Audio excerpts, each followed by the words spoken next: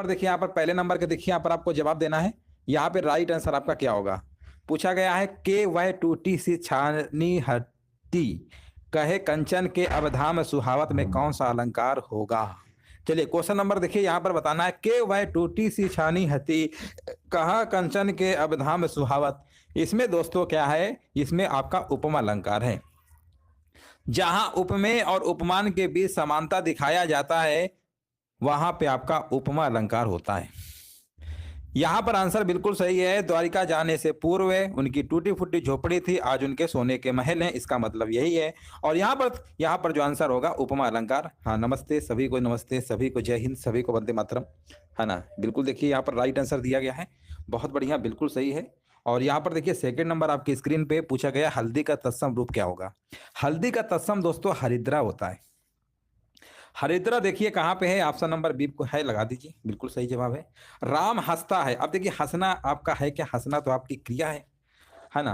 अब आप यहाँ पर आप कह सकते हैं राम कर्ता हो गया, क्रिया हो गई हंसना, कर्म का पता ही नहीं।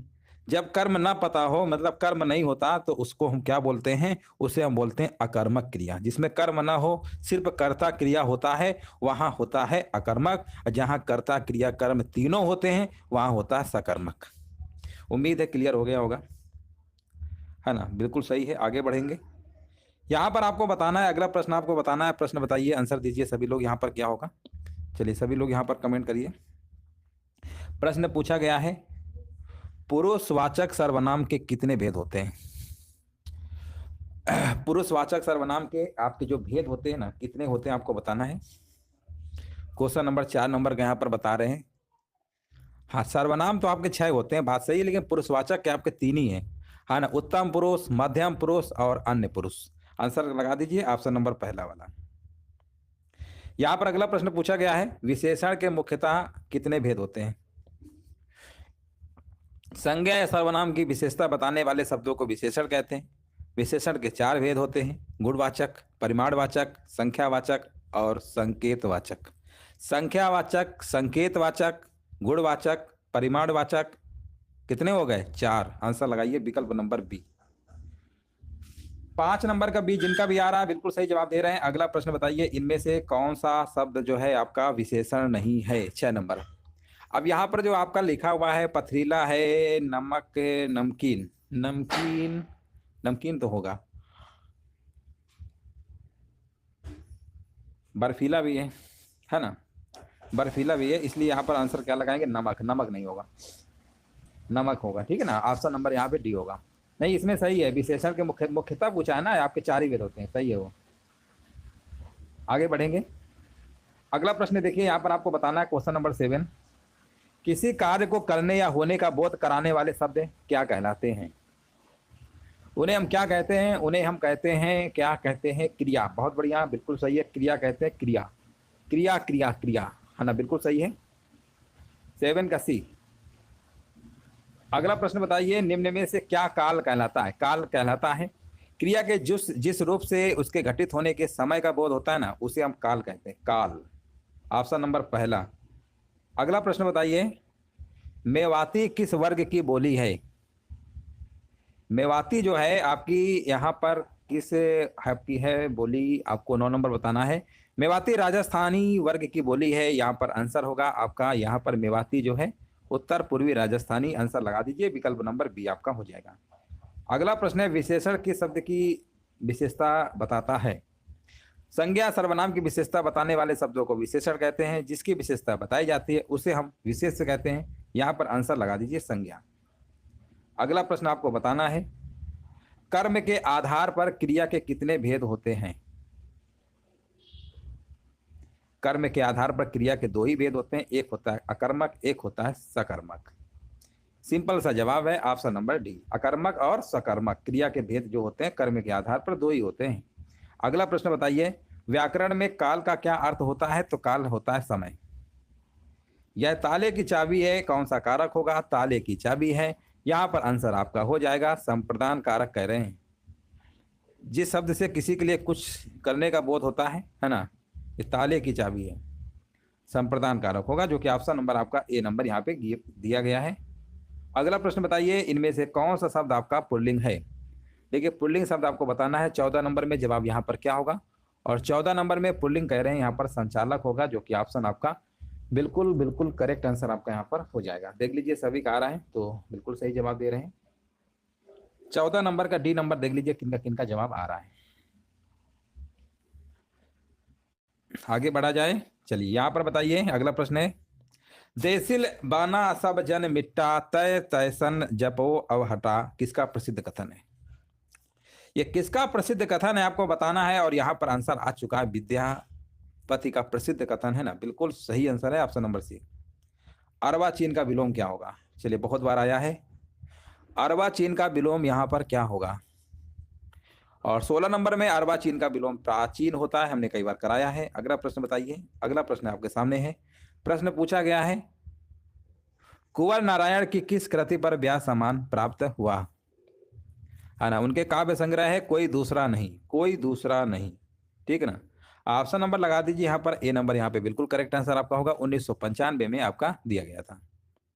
2022 का ब्याह सम्मान ज्ञान चतुर्वेदी को उनके उपन्यास पागल खाना के लिए दिया गया है।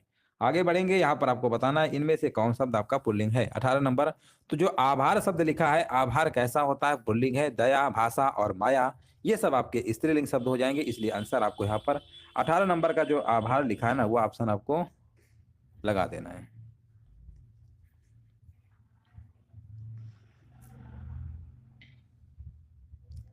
आगे बढ़ेंगे, है ना, यहाँ पर आपको जवाब देना था, बिल्कुल सही है। आगे बढ़ते हैं। यहाँ पर देखिए अगला प्रश्न पूछा गया है, चीर जीवो जोरी जुरे क्यों न सने गंभीर को घटिए वृष भानुजा वे हलधर के वीर, कौन सा अलंकार होगा। यहाँ पर आपसे अलंकार पूछा गया है, और अलंकार बहुत बार प्रश्न आया हुआ है एग्जाम में, है ना। यहाँ पर आंसर बता दीजिए सभी लोग क्या होगा, कमेंट कर दीजिए एक बार सभी लोग, है ना, इसका आंसर क्या होगा। अच्छा प्रश्न है, कई बार पूछा गया है, इसलिए हम आपसे बता रहे हैं, है ना, कई बार पूछा गया है। 19 नंबर कह रहे हैं श्लेष अलंकार, हाँ बिल्कुल सही है। हाँ, एक ही शब्द होता है लेकिन उसके अर्थ अलग अलग होते हैं। श्लेष का मतलब होता है चिपका हुआ, मिला हुआ, है ना, बिल्कुल सही है। आंसर आपका यहाँ पर क्या होगा, श्लेष अलंकार लगा दीजिए, श्लेष। हिंदी भाषा का आरंभ कब से हुआ, 20 नंबर, यहाँ पर आपका 1000 ईस्वी से माना जाता है, याद रखिएगा। आंसर आपका यहाँ पर ए नंबर वाला, सी नंबर वाला विकल्प आपका सही है, 1000 ईसा पूर्व, ईसा ईस्वी 1000, ठीक है। आगे बढ़ते हैं। अगला प्रश्न बताइए, सन 1968 में किस साहित्य को ज्ञानपीठ पुरस्कार मिला था, 21 नंबर। तो ये दोस्तों आपका मिला था 1968 में, यहाँ पर सुमित्रा नंदन पंत को मिला था, याद रखिएगा। यहाँ पर देख लीजिए, यहाँ पर आंसर आ रहा है सभी का, हाँ सुमित्रा नंदन पंत को मिला था। 1968 में ज्ञानपीठ पुरस्कार सुमित्रा नंदन पंत को मिला था। किसके लिए मिला था, चिदम्बरा पर, है ना, चिदम्बरा, चिदम्बरा याद रखिएगा। अगला प्रश्न बताइए, यहाँ पर आपको बताना, नंददास इनमें से किस ग्रंथ के लेखक। नंददास जो है आपके तुलसीदास के क्या थे, चचेरे भाई थे आपके, है ना। तो ये जो इनकी जो रचना थी आपकी रसमंजरी, रसमंजरी है क्या ऑप्शन, हाँ है, तो हाँ रसमंजरी ही ऑप्शन नंबर हो जाएगा, सी नंबर, है ना, रसमंजरी इन्हीं की है। आगे बढ़ेंगे, यहाँ पर बोला गया माल गोदाम का समास विग्रह क्या होगा, 23 नंबर में। तो माल गोदाम का होगा माल के लिए गोदाम, माल के लिए गोदाम, यानी यहाँ पर आंसर तत्पुरुष समास है, ऑप्शन नंबर सी होगा। नीचे दिए गए वाक्य में आपको बताना है, अनावश्यक प्रसर्गों को हटाकर सही वाक्य आपको छांटना है। वह छत पर से नीचे को गिर पड़ा, इसका क्या होना चाहिए, इसका होगा वह छत से नीचे गिर पड़ा, वह छत से नीचे गिर पड़ा, ऑप्शन नंबर बी आपका बिल्कुल सही है। और यहाँ पर देखिए 25 नंबर आपको बताना, लोकोक्ति और उनके अर्थ दिए गए आपको यहाँ पर बताना है। यहाँ पे आंसर क्या होगा, थोड़ा सा बड़ा सा प्रश्न कह सकते हैं, हल्का सा, है ना। यहाँ पर आपको बताना है आंसर क्या होगा, लोकोक्तियां हैं, उनको एक तरीके से आपको मिलान करना है। जैसे यहाँ पर ए नंबर पे लिखा है, पंचों का कहा सिर माथे, इसका अर्थ आता है फैसला मानना। पंचों कहा सिर माथे यानी फैसला मानना, यानी ए का पहला होगा, ये तो कंफर्म हो गया। हमारी बिल्ली हम ही से म्याऊं, इसका क्या मतलब होता है, सहायता करने वाले पर रौब जवाना, है ना, सहायता करने वालों पर रौब जवाना, यानी ए का पहला अब बी का चौथा, ए का पहला, ए का पहला बी का चौथा, ए का पहला बी का चौथा, option number D, option number D लगा दीजिए, बिल्कुल यहाँ पे राइट आंसर आपका हो जाएगा। अगला प्रश्न आपके सामने है, यहाँ पर पूछा गया इनमें से कौन सा शब्द आपका शुद्ध दिया गया है, वर्तनी का प्रश्न है। वर्तनी वाले प्रश्न हमने बहुत बार कराया है, बताइए यहाँ पर क्या होगा, आगामी होता है कि आगामी होता है, बताइए। आगामी शब्द शुद्ध है ना, आगामी बताइए कैसे लिखते हैं, आगामी होता है कि आगामी, है ना, यहाँ पर आपको बताना है, वर्तनी का प्रश्न है। चलिए कमेंट करिए सभी लोग।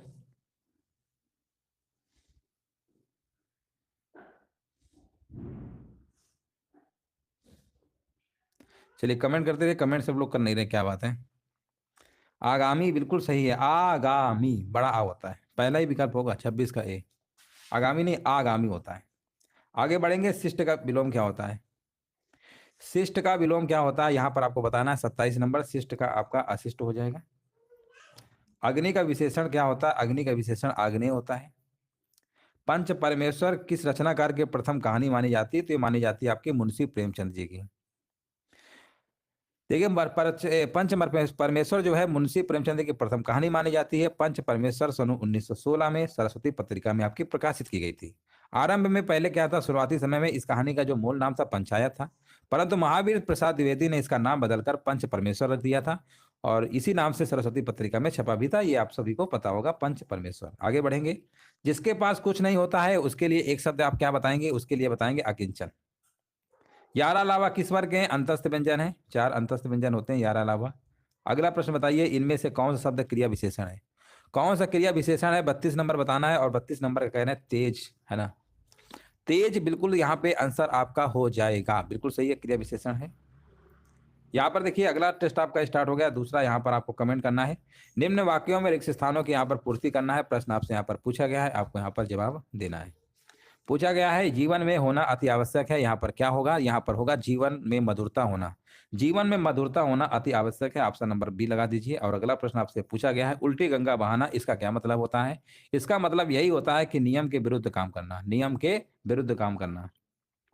कौन से विकल्प में आपके दिए गए सभी शब्द जो हैं रीतिवाचक जो है क्रिया विशेषण के उदाहरण है, 3 नंबर बताना है। तो रीतिवाचक की अगर हम बात करेंगे तो यहाँ पर आपको कमेंट करना है, यहाँ पर क्या होगा। क्रिया की विशेषता बताने वाले क्रिया विशेषण होते हैं, बात तो सही है। यहाँ पर रीतिवाचक आपको बताना है, कदाचित, शायद, केवल, है ना, ये ऑप्शन नंबर डी आपका होगा। आगे बढ़ेंगे, यहाँ पर आपको बताना है, यहाँ पर रेखांकित खंड के स्थान पर प्रयुक्त होने वाले सबसे उपयुक्त विकल्प का चयन करना है। यहाँ पर आपसे पूछा गया है, प्लेट में अंगूर का झुंड रखा है। अब यहाँ पर ऑप्शन होना चाहिए था कि प्लेट में अंगूर का गुच्छा रखा है। अंगूर गुच्छा होता है ना, झुंड थोड़ा होता है, गुच्छा भैया बोलेंगे। अगला प्रश्न यहाँ पर बताना है, रेखांकित अंश के स्थान पर सबसे उपयुक्त विकल्प कौन सा होगा।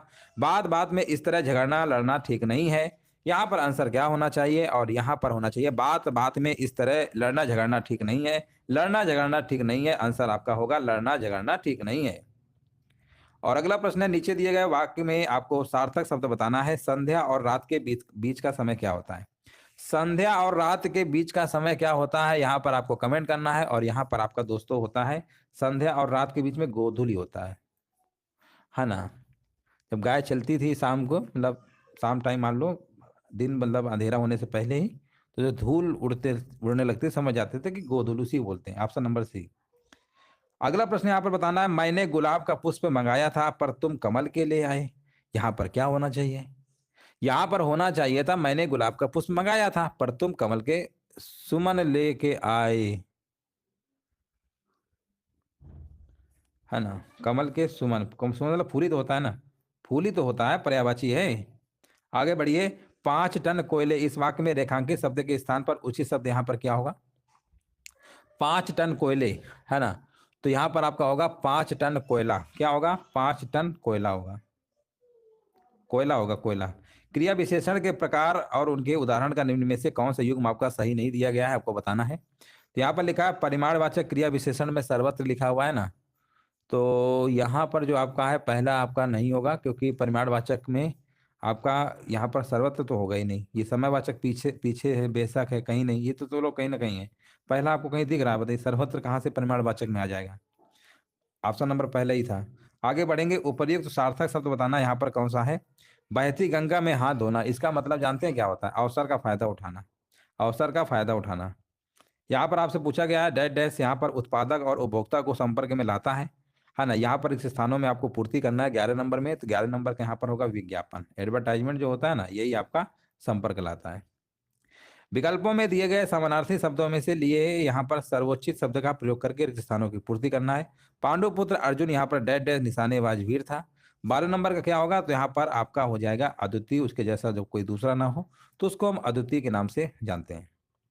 दिए गए विकल्पों में से कौन शब्द यहाँ पर आपको बताना है कि पर्यायवाची आपका नहीं है। हाथी का पर्यायवाची इनमें से आपका कौन सा नहीं है, तो आपको यहाँ पर कमेंट करना है। हाथी का देखिए हाथ नहीं होगा, बाकी तो सभी हो जाएंगे। दिए गए वाक्यांश के लिए सार्थक शब्द आपको बताना है जिसकी कोई सीमा न हो। जिसकी कोई सीमा न हो यानी असीम हो जाएगा। शुद्ध वाक्य का देखिए यहाँ पर चयन करना है 15 नंबर में। तो लिखा हुआ है यहाँ पर निराशा किरण छाई हुई है, निराशा के बादल छाए हुए, यही वाला ऑप्शन नंबर आपका सही हो जाएगा। 16 नंबर बताइए। 4 विकल्प दिए गए हैं, आपको बताना है यहाँ पर उचित अलंकार का सबसे अच्छा विकल्प कौन सा होगा।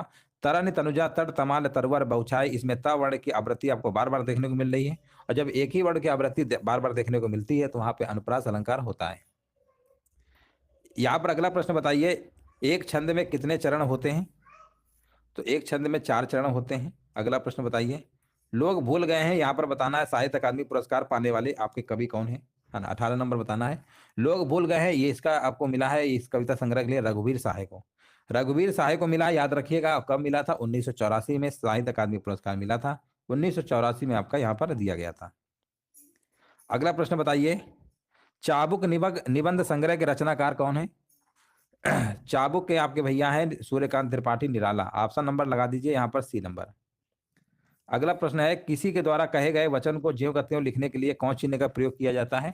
ये हमने बहुत बार कराया, उद्धरण चिन्ह। इसमें 2 प्रकार के होते हैं, एक इकहरा होता है, एक दोहरा उद्धरण चिन्ह होता है। जो inverted comma double inverted comma हम नहीं लिखते, वही आपका होता है। उसमें व्यंजन यहाँ पे आपके पहले बात तो 3 प्रकार के जो सा होते हैं वो तो हैं, और साथ में हा भी होता है, तो एक सा मिल गया पकड़े, तो लगा दीजिए सी नंबर। अघोष व्यंजन बताइए कौन सा होता है। अघोष में आपका होता है पहला और दूसरा, पहला दूसरा देख लीजिए, चा छा यही वाला पहला आ रहा है, बस 22 नंबर का ए नंबर लगा दीजिए। पहला दूसरा अघोष, तीसरा चौथा पांचवा सघोष। अल्प प्राण पहला तीसरा पांचवा और दूसरा चौथा महाप्राण। अगला प्रश्न बताइए, भारत दुर्दशा किस प्रसिद्ध लेखक द्वारा रचित उपन्यास है। हाँ ना, भारत दुर्दशा है तो आपका भारत से शुरू है, तो भारत से आंसर शुरू हो गया, यानी भारतेंदु हरिश्चंद्र। आगे बढ़ेंगे, नीचे दी गई रचनाओं में आपको बताना है किस कवि की है। चिदम्बरा है ना। अब चिदम्बरा नामे सुन के आपको याद आ गया होगा, अभी हमने बताया था ना ज्ञानपीठ पुरस्कार इन्हें दिया गया था, 1968 में दिया गया था ना सुमित्रानंदन पंत को। चिदम्बरा अभी इसके पहले करवाया था, ऑप्शन नंबर ए लगा दीजिए। यहाँ पर पूछा गया उद्घाटन का संधि विच्छेद यहाँ पर क्या होगा, चलिए सभी लोग कमेंट करिए। उद्घाटन का यहाँ पर पूछा गया है, आप यहाँ पर जवाब दे सकते हैं। उत प्लस घाटन व्यंजन संधि है, बिल्कुल सही है, ऑप्शन नंबर बी होगा। अगला प्रश्न यहाँ पर बताना है, प्रत्येक जो है इस संधि भेद का उदाहरण बताना है। प्रत्येक का क्या होगा, तो यहाँ पर आपको बताना है ना। 31 नंबर बताइए, प्रत्येक का संधि विच्छेद यहाँ पर क्या होगा। प्रति प्लस एक होता है, बिल्कुल सही है, प्रति प्लस एक यानी यण संधि है ना। यण संधि है, देख लीजिए सभी का आ रहा है कि नहीं आ रहा है। प्रति प्लस एक में कौन संधि है, यण संधि है ना। यण संधि है ना, यण संधि। चलिए आगे बढ़ेंगे। यहाँ पर बताइए रस से भरा यहाँ पर रस से भरा विग्रह का समासिक पद कौन सा है। 32 नंबर, तो रस भरा हो जाएगा। रस भरा कहाँ है, ऑप्शन नंबर डी। इनमें से बताइए कौन सा माल गोदाम। माल गोदाम का समास विग्रह अभी बताया था, माल गोदाम का समास विग्रह होगा माल के लिए गोदाम, है ना। अगला प्रश्न बताइए, सुरेंद्र वर्मा को साहित्य अकादमी पुरस्कार किस वर्ष प्रदान किया गया था, है ना। ये प्रदान किया गया था आपका 1996 में, डेट याद रखिएगा, सुरेंद्र वर्मा को 1996 में दिया गया था। आगे बढ़ेंगे, यहाँ पर आपको बताना है, भारत में गेहूं चना बाजरा मक्का आदि आदि जो है बहुत सी फसलें आपकी उगाई जाती हैं। तो यहाँ पर आपको यहाँ पर बताना है, यहाँ पर आंसर क्या होगा। अब देखिए 35 का आंसर आप देख ही रहे हैं, अल्प विराम लगा, एक कामन लगा, अल्प विराम बाद में पूर्ण विराम लगा, आंसर लगा दीजिए, ऑप्शन नंबर ए। अगला प्रश्न बताइए, अगला प्रश्न है, इनमें से तद्भव शब्द कौन सा है। 36 नंबर, तद्भव आपका यहाँ पर कौन सा होगा, नींद हो जाएगा, है ना। निद्रा इसका तत्सम होता है ना, तो नींद आपका क्या है, तद्भव आपका हो जाएगा। निम्नलिखित 4 विकल्प दिए गए हैं, आपको बताना है कपोत। कपोत का यहाँ पर तद्भव पूछा गया है ना, तो कपोत का तद्भव क्या होता है, कपोत का होता है कबूतर होता है। क्या होता है, कबूतर होता है ना, कबूतर होता है, याद रखिएगा। कार्य का तद्भव काम काज होता है, और कर्म का काम होता है। कार्य का काज, कर्म का काम। चलिए इस तरीके से जो आपके 2 टेस्ट थे कंप्लीट हो गया लगा होगा। वीडियो को सभी लोग लाइक कर दीजिएगा, शेयर कर दीजिएगा। सभी को जय हिंद, सभी को वंदे मातरम।